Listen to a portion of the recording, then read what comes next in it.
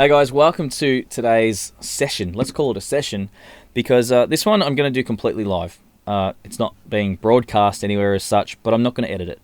What I'm actually going to do today is, on the spot right now, I'm going to arrange John Denver's Country Road, Take Me Home. Is that part of the title? I'm gonna arrange it in a Chet style and show you my process. It's complicated. It's not necessarily easy. I guess it's not really a video where I'm saying you're going to be able to do this at the end of it, but at least it'll give you an idea of what's involved. I will also transcribe what I've done for my Patreon members. If you're not a member of the Patreon, it's so worth joining. There's like a library of rockabilly. There's a bit of solo guitar stuff on there, a bit of swing and jazz, but there's a lot of rockabilly and psychobilly stuff, a lot of theory stuff. There's lessons. I've got this thing called Sound Slice where I can have the tabs scrolling along with me playing, and you can slow it down and learn it. I'm putting that out for a lot of lessons as well. It's great. And also you might just want to support the channel because you get something out of it. So hopefully you enjoy this video.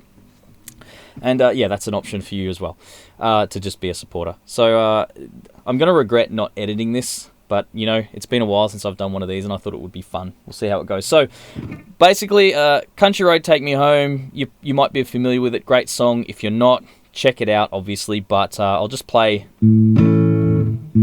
Almost Heaven, West Virginia, Coolidge Mountain, Shenandoah River, something like that. Okay, forgive the singing. The point is, I know how that melody goes. I know what the chords are, and that is our starting point. You need to know those things. You need to be familiar with the song if you're going to do any kind of arrangement, be it a Chet style one or not. Now, also from this video, you can probably take some ideas, hopefully, on just how to make solo guitar arrangements. You don't have to do the Chet thing, but that's what I'm going to do today, just because I thought it would be challenging and interesting. So, little disclaimer, I've had a little muck around with where the melody is, but I haven't put anything together. So you're going to see me do this on the spot. I'm going to make mistakes. I'm going to make a fool of myself. I'm completely happy to do that. It's all part of the process. I don't wake up in the morning, roll out of bed, and play a new arrangement, so it's only fair. Now, so first thing we're going to do, we get the chords, and we might also work out our Chet pattern for it as well. So I know the first chord's A, then F sharp minor,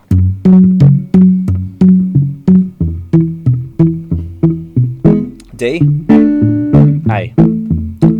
Okay, so I know roughly that's the pattern. I don't like to go, well, I'm going to learn the pattern and then I'm going to add the melody to the pattern in terms of, just on the fly.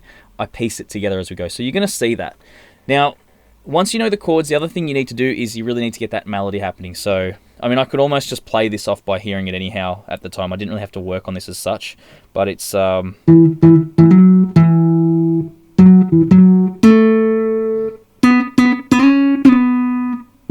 Oop. Oh, there it is. See, there's proof that this is really on the fly. Now, also, just while I've got you here, I made a course on using a thumb pick and a finger pick. I haven't pushed it much. I haven't done anything to really advertise it. I just thought for people who are learning the Chet stuff from my videos or the finger picking stuff, it would be a really great tool. It's only $24 US, I think it is, $24 US. And what I do is I take you through an array of situations you will find yourself in learning to use a thumb pick in your fingers, be it for a contemporary style or a Chet and Travis picking style. Really, really well. I've put a lot of time into it. It's only a half-hour course, so check that out. I'll put that in the link below. Do consider grabbing that. It will really help. I promise you it will help. And if it doesn't and you wanted your money back, I would give you your money back. I might regret saying that as well. Anyhow, so moving right along, what were we doing? So I showed you that, okay, I know what the chords are. I've got that melody for the verse. Let's play that again.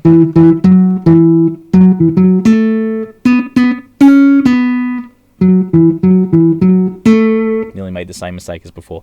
Now, something that we often do when we arrange for guitar, because it is a little limited for space, we don't want to fight too much over space between bass notes and melody notes, so we often just move the melody up.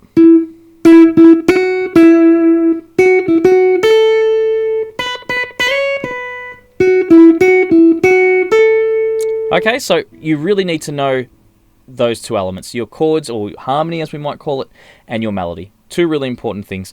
So now that I've got those loosely worked out, okay, I know what those chords are, we need to figure out how to start placing them together. What I'm going to do, I'm actually going to play the melody down low one time, and then I'm going to move the melody up, and I'm going to walk you through that process fairly quickly. So we start by going obviously like that, and I work out where that melody comes in. So I'm just going to sing it. So West Virginia, okay, sorry, almost heaven. Almost heaven. So what I'm going to do, that's just the dude shredding next door. I hope that doesn't interfere. Sounding good. So now I know that's the note. I can hear when to sing that. West, there it is. Sorry, almost.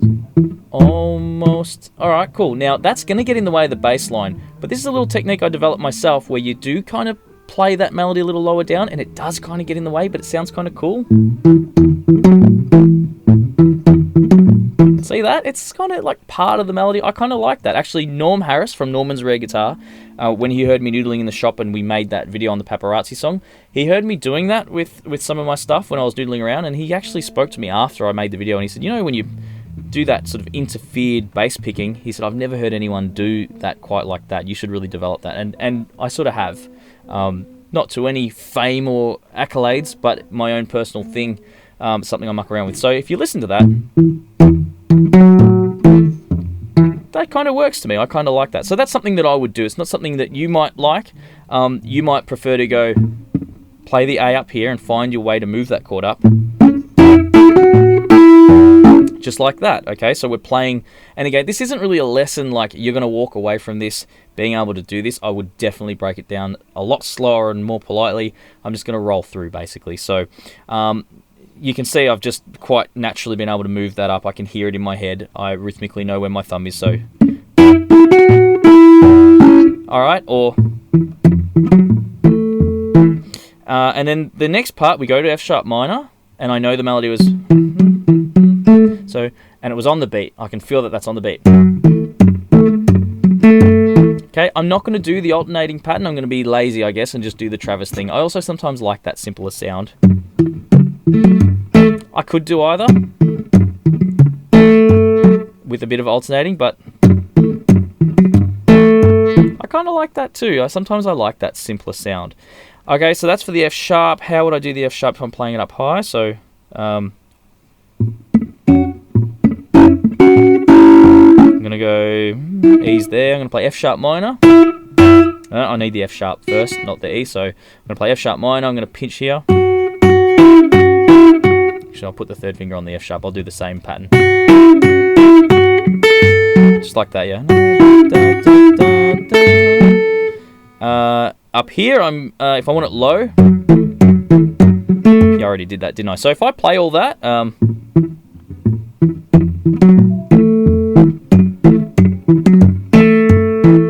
Alright, or if I play it up high.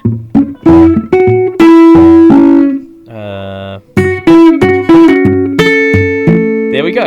Okay, so there's half the verse so far. I know it's going to go to an E chord now. Okay, so... Okay, despite my plans to have no stops or edits, the camera went flat. So it doesn't count, okay? I've not stopped anything. We're continuing on. We know that we're up to arranging over the E chord. Okay, so I think he says Blue Ridge Mountains here. Has hurt my flow just a little, but we're going to keep moving. So what did I have? I was up to the... Okay, so now at the E chord...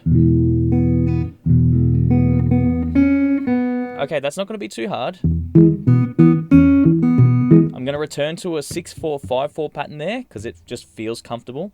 I used to like to arrange stuff to be really challenging, but after doing a lot of solo gigs where I'm just playing songs like that, I sort of thought, you know what, make it sound good. There's no need to make it hard or difficult. So yeah, that's kind of what I do now. I don't like to make things too hard. So that's really quite comfortable for me to play. If I'm going to play it up higher. Okay, that's from E, and I'm playing obviously a variation of an E, like an inversion or something. So it's what we call a first inversion from the fourth string. Now, but I still hit the sixth string, so if I do it there, again, I don't want to use the 6-4-5-4. I just prefer. But what I'm going to do, I might actually move that up here and go. Yeah, I don't love that, but it'll kind of do. So I'm just playing an E chord like that, and I've got the melody there. And that way I don't have to jump around. The other way I could do it is play like this. So that's the first inversion of an E chord. And I'm playing the B here, and the C sharp there, so. And I could work in the. Oh.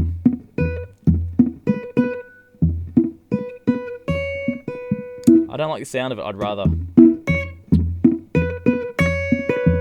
Okay, so I'll try and play loosely through everything so far. I'll do the low one, and then I'll do the high one. So let's see how this goes.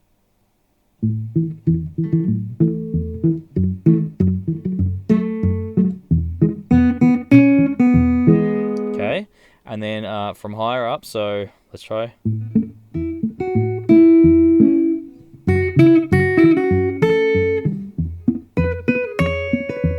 Alright, I'm actually surprised I got through that. That was good. Now we're going to try and finish it off. Okay, at least the verse, because that's all I'm going to focus on today. Actually, I'll show you the intro as well. I worked out a way to do the lick. Maybe that was off the camera in the break. I thought I should probably at least have a quick look at that intro. Yeah, so I guess I cheated a little bit. But so the last part now, I'm going to try and finish. So from the D chord. River, Shenandoah River. Okay, so off the.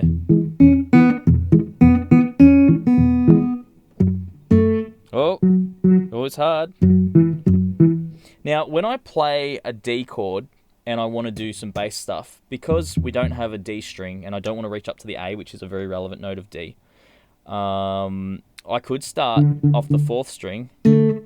But in this case, I can't because the melody's there. So I'm actually going to use the 6th string, the F sharp, which is the 3rd of D, and sounds really cool. I really like this sound, so I'm going to go.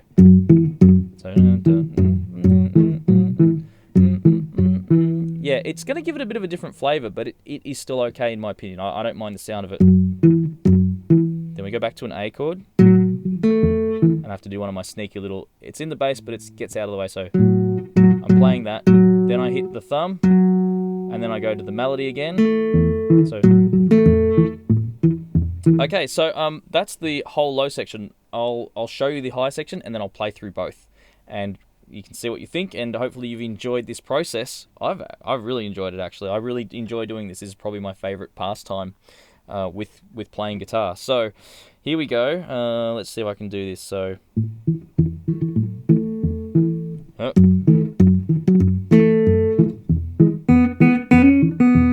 Was it? Okay, that's alright. Now I'm going to try and do it high. Oh, I'm forgetting. What was the next chord?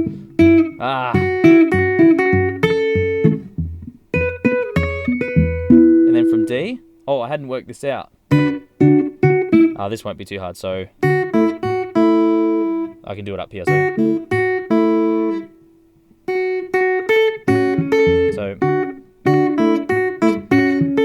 Well, there you go. I guess I just worked out what to do up high, so. I could do it down here. I could even actually, well, you know what would be really nice? So I'm going to, whenever I see a potential open string, I like to use it, so.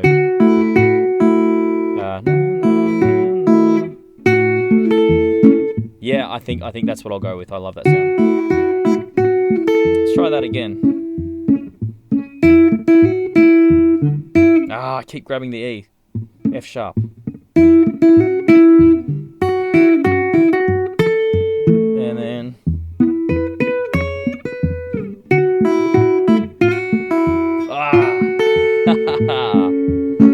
Okay, so that's the verse. I've played the low one for you loosely. I've played the high one for you. I'll try one more time. I'll see if I can do the whole lot.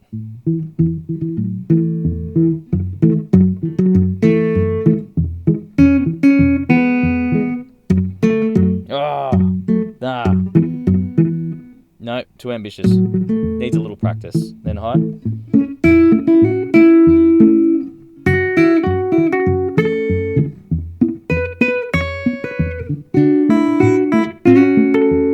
Oh, isn't it weird? It really works like this for me sometimes. That last bit feels complicated. I'm doing a little slide. I've made it more tricky in my brain, but yet I remember it easier. It just came to me a little smoother. The other stuff, just sometimes it just doesn't come to my brain while I'm trying to think of it. But that's it. Now, just really quickly, let's have a quick look at the intro. That's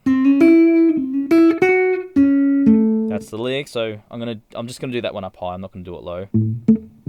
Try this.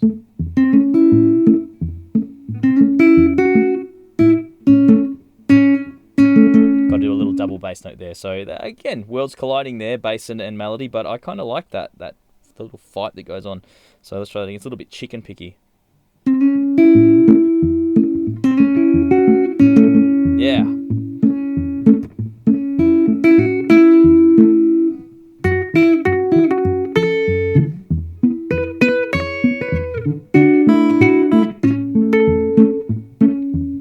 Try the low one again. No, I shouldn't have done that.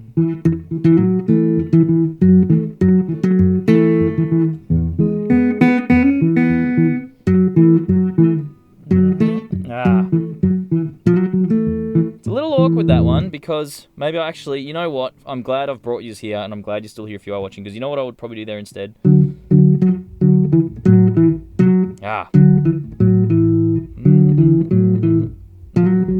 Yeah, that's better. Okay, I'm going to edit that for the transcription. That's what I'm going to do on the transcription, okay?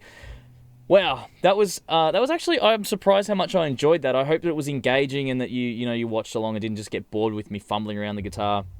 I'll transcribe that for my Patreon members, and yeah, if you're not a member and you really want that, just shoot me an email. We'll work that out, because I'd hate if you're not in the position to help out. I'd still be happy to help you. So guys, I hope you enjoyed that. Please click subscribe, click like. Let me know in the comments what you thought of it and whether you like the higher one or the lower one better. And yeah, thanks for watching. See you in the next one.